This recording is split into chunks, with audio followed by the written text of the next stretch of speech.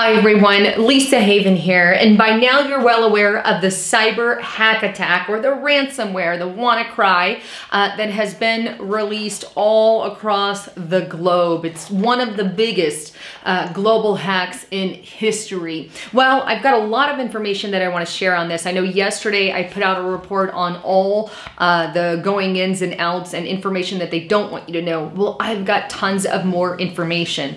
But for starters, I want to say this. Recently, there was a report leaked or that has come out that specifically talked about hack attacks on the grid and how to prevent them from happening. Now, this just got publicized earlier this year, and it's the document you see on the screen here. And I don't find it a coincidence that that was released just before this massive hack attack that you're seeing. Now, as it sits, around 104 countries have been impacted by this malware, and 200,000 over that computers have been infected. Now, there's even scares that people will return from the weekend and come back to, well, no service on their computers.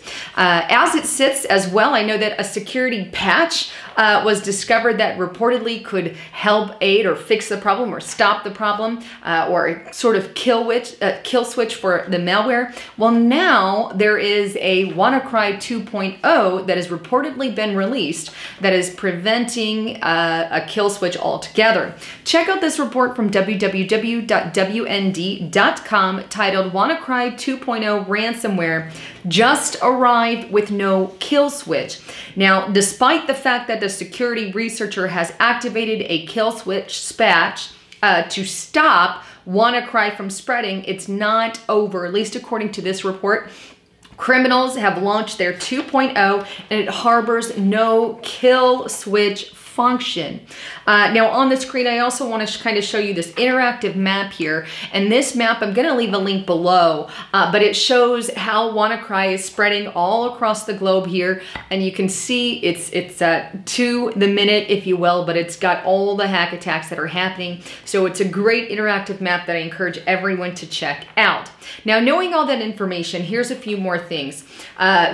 For starters, I want to say, we know that this is a global thing, but there's an agenda here, and I'm going to get into what the actual agenda is in a moment. But here's what we do know. Number one, a document was released that encouraged our country as a whole, not from a government organization, but a government-backed organization where they paid for this document to come out, that prevents or encourages security on our electrical grid. Now, Donald Trump has just issued an executive order in light of the hack attacks that encourages us here in America to prepare our electrical grid for a hack attack.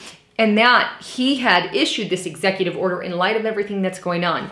Now on the screen, you'll see his executive order, and it's titled Strengthening the Cybersecurity of Federal Networks and Critical Infrastructure. Now it goes, you know, how to, you know, better our infrastructure against such attacks, and it's a great time for it. But if you scroll down to section E, it specifically talks about the readiness on the grid, how to prepare the American grid for a cyber attack.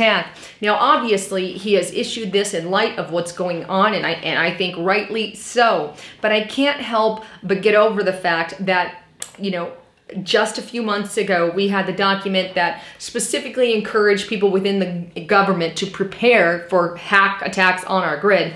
Now we have a hack attack, and now we have President Trump issuing statement to prepare the electrical grid for a hack attack. Not just computers in general, but also the grid specifically. Now, I want to preface that with this. I don't know that anything's going to happen, but either way, I know that the government is preparing for such an event.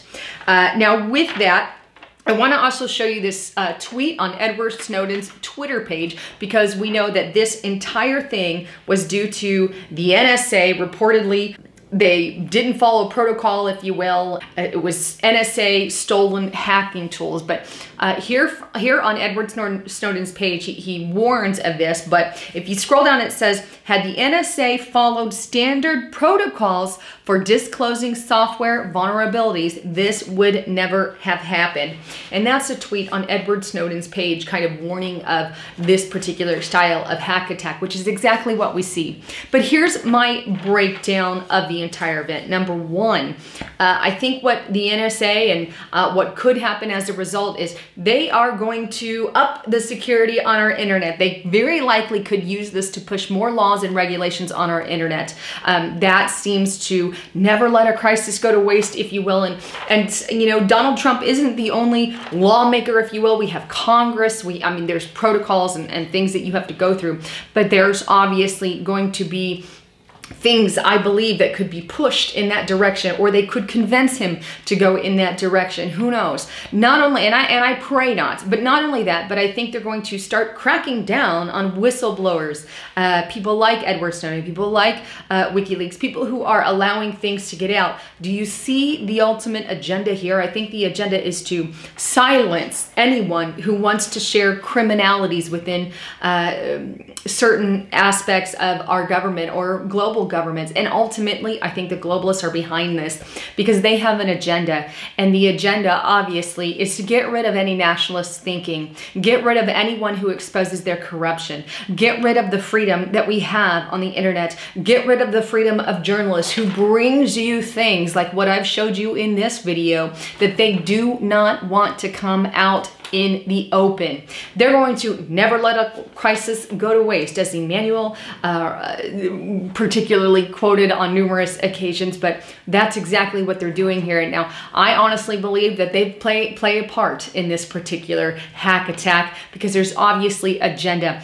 And ultimately, I know Russia was one of the main countries hit in this hack attack. But anyhow, keep your eyes open. I'd love to hear your comments, your thoughts and concerns.